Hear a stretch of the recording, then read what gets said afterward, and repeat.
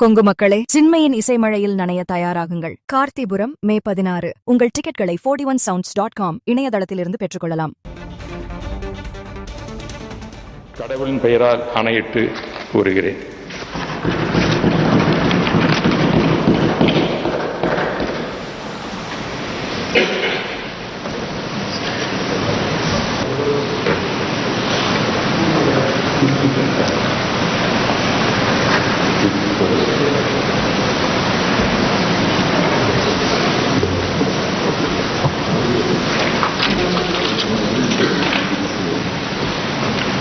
விவரங்களோடு செய்தியாளர் கணபதி இணைந்திருக்கிறார். கணபதி, தமிழ்நாட்டிலிருந்து தேர்வு செய்யப்பட்ட 6 பேரும் இன்றே பதவியேற்கின்றனரா? என்ன விவரம்? தமிழ்நாட்டிலிருந்து சென்ற மாதம் மாநிலங்களவைக்கு தேர்ந்தெடுக்கப்பட்ட 6 உறுப்பினர்களும் இன்று பதவியேற்றிருக்கின்றனர். காலை சுமார் 11 மணிக்கு பதவியேற்பு விழா தொடங்கியது. மகாராஷ்டிரா, ஒரிசா மாநிலங்களைச் சேர்ந்த உறுப்பினர்கள் முதலில் பதவியேற்றார்கள். குறிப்பாக முன்னாள் மகாராஷ்டிரா முதல்வர் மற்றும் மத்திய அமைச்சரான சரத்பவார் இன்று பதவியேற்றது குறிப்பிடத்தக்கது. தமிழ்நாட்டை பொறுத்தவரை கான்ஸ்டன்டைன் ரவீந்திரன் தொடங்கி தமிழ்நாட்டைச் சேர்ந்த 6 உறுப்பினர்களும் பதவியேற்றார்கள். தங்களுடைய பதவி பிரமாண உறுதிமொழியை அவர்கள் அனைவரும் தமிழிலேயே படித்தது குறிப்பிடத்தக்கது. ஏற்கனவே நீங்கள் குறிப்பிட்டது போல தேமுதிகவின் சுதீஷ் மற்றும் காங்கிரஸ் கட்சியின் கிறிஸ்டபர் திலக் மாணிக்கம் ஆகிய இருவரும் இன்று முதல் முறையாக பதவியேற்றார்கள். இதிலே சுதீஷ் பதவியேற்க அழைக்கப்பட்ட போது அவர் தோளிலே தனது கட்சி துண்டு அணிந்திருந்தார்.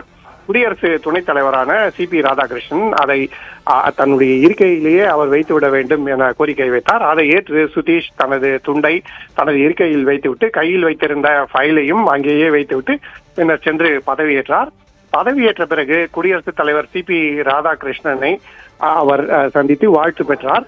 அப்போது வணக்கம், மனமார்ந்த வாழ்த்துக்கள் என குடியரசு துணைத் தலைவர் சிபி ராதாகிருஷ்ணன் தமிழிலேயே வாழ்த்து தெரிவித்தார். அப்போது எல்கே சுதீஷ் தனது பாக்கெட்டில் இருந்து கேப்டன் விஜயகாந்த் படத்தை எடுத்து விஜயகாந்த் அவர்களுடைய படத்தை அவையிலே காட்டி கேப்டனுடைய படத்தை காட்டி விடுகிறேன் என்று சொல்லி காட்டிவிட்டு சென்றார். தமிழ்நாட்டைச் சேர்ந்த 6 உறுப்பினர்களும் தமிழிலேயே உறுதிமொழி எடுத்தார்கள் என்பது குறிப்பிடத்தக்கது. சிபி ராதாகிருஷ்ணன் அவர்கள் அனைவருக்கும் வணக்கம், மனமார்ந்த வாழ்த்துகள் என்று தமிழிலேயே வாழ்த்து தெரிவித்தார். ஆகவே தற்போதைய சட்டசபை தேர்தல் ஒப்பந்தங்கள் காரணமாக திமுக சார்பாக காங்கிரஸ் கட்சியின் கிறிஸ்டபர் திலக் தேர்ந்தெடுக்கப்பட்டிருக்கிறார்.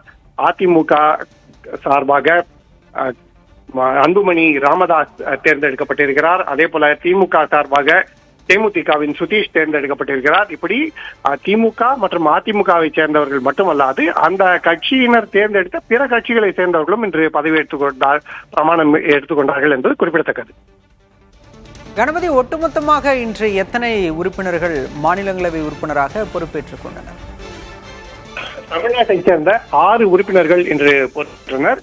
அதிலே திமுகவின் திருச்சி சிவா மற்றும் கான்ஸ்டன்டைன் ரவீந்திரன் மற்றும் திமுகவால் தேர்ந்தெடுக்கப்பட்ட எல்கே சுதீஷ் மற்றும் காங்கிரஸ் கட்சியின் கிறிஸ்டபர் திலக் ஆகியோர் அடக்கம்.